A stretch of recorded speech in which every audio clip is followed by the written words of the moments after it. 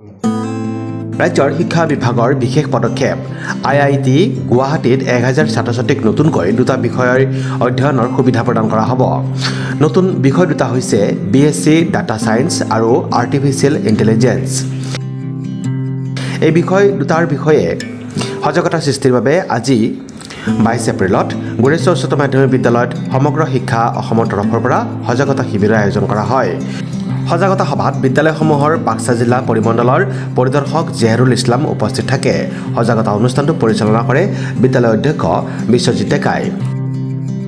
বিজ্ঞান শাখাত গণিত বিষয়লৈ উচ্চতৰ মাধ্যমিক উত্তীৰ্ণ ছাত্ৰ-ছাত্ৰীয়ে ল'ব পাৰিব এই দুটা বিষয়ৰ অধ্যয়নৰ সুবিধা।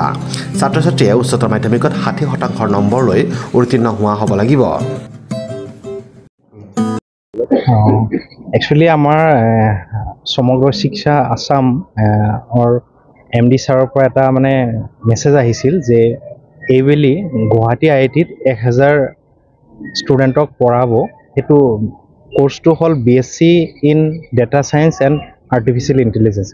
এইটো এৱাৰনেছ কেম্পেইন এটা কৰাৰ কাৰণে মই আজি গুৰেশ্বৰ আহিলোঁ। মানে ওচৰে পাজৰে যিকেইখন স্কুল আছে চালোঁ আৰু গুৰেশ্বৰত ইয়াত যিহেতু সায়েন্স ষ্ট্ৰীম আছে তামোলপুৰ ডিষ্ট্ৰিক্টত গুৰেশ্বৰ আৰু তামোলপুৰ হায়াৰ ছেকেণ্ডেৰী। এতিয়া তামোলপুৰ হায়াৰ ছেকেণ্ডেৰীতে যাম। মানে আমাৰ ল'ৰা ছোৱালীবিলাকে এই কোৰ্চৰ বিষয়ে ভালকৈ নাজানে। এই কথাখিনি ক'ব কাৰণেই আজি ইয়াতে উপস্থিত আছিলোঁ আৰু ছাত্ৰ ছাত্ৰীৰ লগত জনালোঁ, তেওঁলোকেও মানে ইচ্ছুক এইটো কোৰ্চত এডমিশ্যন ল'বৰ কাৰণে। এইটো সমগ্ৰ অল আছাম, অকল বাক্সা ডিষ্ট্ৰিক্ট বুলি নহয়, অল অসমত এইটো আছে। আমাৰ গুৱাহাটী IITত 1000 ষ্টুডেণ্টক পঢ়াব আৰু কোৰ্চ ফি ফ্ৰী। গভৰ্ণমেণ্ট ইনষ্টিটিউটৰ যিমান ল'ৰা ছোৱালী আছে আমাৰ 3,50,000 ৰুপিজ ফিজ হয়। এই ফিজখিনি মানে গভৰ্ণমেণ্ট ষ্টুডেণ্টৰ কাৰণে ৰেহাই।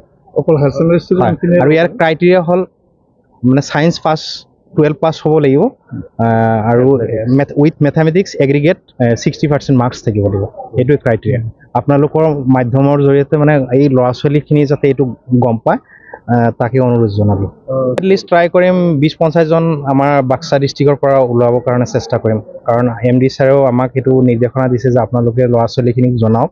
মই নিজে সিদিনা ছানডেও মানে মুছলপুৰ হায়াৰ ছেকেণ্ডেৰীত নিজে প্ৰগ্ৰাম কৰিছোঁ। আজি ইয়াতে দুটা তামোলপুৰ ডিষ্ট্ৰিক্টত দুটা হায়াৰ ছেকেণ্ডেৰীত মই নিজে ভিজিট কৰিম। বেলেগক মই ডিপেণ্ড কৰা নাই। এইকাৰণে মানে মেছেজত দি থ'লে, হোৱাটছএপত দি থ'লে সেইবিলাক সেনেকৈয়ে থাকে। সেইকাৰণে মই নিজে আজি ওলাই আহিছোঁ।